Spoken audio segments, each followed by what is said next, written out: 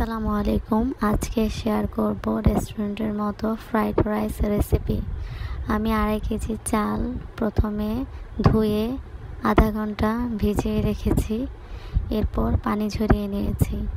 এবার পরিমাণ মতো তেল দিয়ে পানি ঝরানো পোলার চালগুলো দিয়ে দিব। পোলার চালগুলো ভালোভাবে ভেজে নিব। আমার রেসিপিটি স্টেপ বাই স্টেপ ফলো করলে ইনশাআল্লাহ পারফেক্ট ফ্রাইড রাইস তৈরি করতে পারবেন। যে পরিমাণ চাল নিয়েছি তার ডাবল পরিমাণ পানি অন্য চুলায় ফুটতে দিব এবং পাশের চুলায় আমি চালগুলো ভালোভাবে ভেজে নেব। এখানে পোলাও রাঁধতে এক্সট্রা কোনো কিছু লাগবে না, শুধুমাত্র তেল আর চালে ভেজে নেব এবং পানি দিয়ে দেব। এরপর ভালোভাবে মিশিয়ে নেব এবং দিয়ে দেব পরিমাণ মতো লবণ। 2.5 কেজি চালে আমার পটের হয়েছে 8.5 পট। সেই হিসেবে আমি পানি দিয়েছি 17 পট হবে, কিন্তু আমি দিয়েছি 14 পট যেন পোলাওগুলো ঝরঝরা হয়। এবার একটি ঢাকনা দিয়ে ঢেকে দেব এবং দমে রাখবো 25 মিনিট। 25 মিনিট পরে ঢাকনা তুলে নেড়ে ছেড়ে দেখব পোলাও হয়ে গিয়েছে কিনা। ঝরঝরে পোলাও হতে 25 মিনিটের বেশি সময় লাগে না। 25 মিনিটে পারফেক্ট পোলাও হয়ে যাবে ইনশাল্লাহ। এই পোলাও আমি আগের দিন রাতেই রান্না করেছি, কারণ পরের দিন আমি ফ্রাইড রাইস রান্না করব। ফ্রাইড রাইসের জন্য রাইসটি আগের দিন রাতে রান্না করে রাখলেই ভালো, তাহলে ফ্রাইড রাইস ঝরঝরে হয়। এবার আমি ফ্যানের বাতাসে ভালোভাবে রাইসগুলোকে ঠান্ডা করে নিব। দেখুন কতটা ঝরঝরে হয়েছে, মাশাআল্লাহ।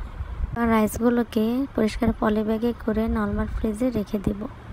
ফ্রাইড রাইসের জন্য বরবটি, গাজর, পাতাকপি আমি কিউব করে কেটে নিয়েছি এবং ধুয়ে নিয়েছি। এগুলোকে আমি একে একে ভালো মোটামুটি সেদ্ধ করে নিব। ক্যাপসিকাম ছাড়া বাকি সবগুলো সবজি সেদ্ধ করে নিব। ক্যাপসিকাম সেদ্ধ করা লাগবে না। একে একে সবগুলো সবজি আমি ভাপ দিয়ে নেব। সেদ্ধ বলতে একদম সেদ্ধ না, অর্ধেক কাঁচা আর অর্ধেক সেদ্ধ, এরকমভাবে সবগুলোকে ভাপ দিয়ে পানি ঝরিয়ে নেব। সবজিগুলো আগের দিন রাতে কেটে নরমাল ফ্রিজে রেখে দিলে কাজটা একটু এগিয়ে থাকে। এবার প্যানে তেল গরম হলে 5টি ডিম ঝুরঝুরা করে ভেজে নেব।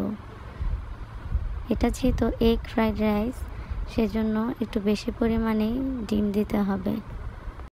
ডিমে এক্সট্রা কোনো লবণ বা অন্য কিছু দেওয়ার দরকার নেই। এভাবে নেড়ে চেড়ে ঝুরা করে নেব ডিমগুলোকে একটি বাটিতে উঠিয়ে নেব। পরবর্তীতে এটি আমরা ব্যবহার করব। এবার একটি বড় সাইজের হাঁড়ি নিয়ে নেব, যেখানে ফ্রাইড রাইসটি রান্না করা হবে। পরিমাণ মতো তেল দিয়ে দিব। এবার দিয়ে দেব আদা রসুন বাটা 2 টেবিল চামচ। এটাকে ভালোভাবে একটু ভেজে নিব যেন আদা রসুনের কাঁচা গন্ধটি চলে যায়।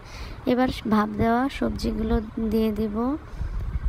এরপর দিয়ে দিব গোলমরিচের গুঁড়া 1 চা চামচ, সয়া সস 2 টেবিল চামচ, ফিশ সস 2 টেবিল চামচ, টমেটো সস 5 থেকে 6 টেবিল চামচ দিয়ে ভালোভাবে মিশিয়ে নিব। একটু পানি শুকিয়ে নিব সবজিগুলো থেকে। এই পর্যায়ে দিয়ে দিব ঝুরি করা ডিমগুলো দিয়ে আবার মিশিয়ে নিব। ভালোভাবে নেড়ে চেড়ে নিব সবজিগুলোকে। এবার এতে দিয়ে দিব গতকালকে রান্না করে রাখা রাইসগুলো। প্রথমে অর্ধেকটা রাইস দিয়ে সবজির সঙ্গে মিশিয়ে নিব। এরপর বাকি সব রাইস দিয়ে আস্তে আস্তে ঘুরিয়ে ঘুরিয়ে সব কিছু মিশিয়ে নিব। এরপর দিয়ে দিব পরিমাণ মতো কাঁচামরিচ